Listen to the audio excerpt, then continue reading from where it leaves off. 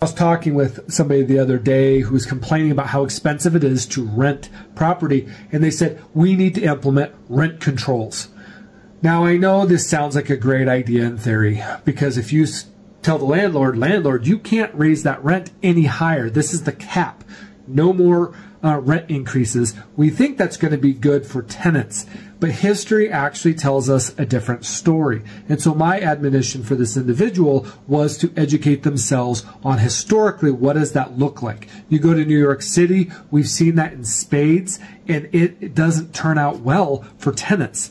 Usually the quality of the homes go down, the amount of housing actually goes down, and people look for other ways of investing their money, and so there's not as many rentals, and the rentals that are there aren't very good.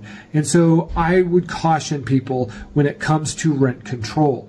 Typically, historically, when we want housing to be cheaper, both on rent and purchasing, we actually need to do the opposite. We actually need to reduce regulation. You look at a place like Houston, Texas. Houston, Texas has a relatively inexpensive housing compared to the metropolitan area that it is. Well, why is that?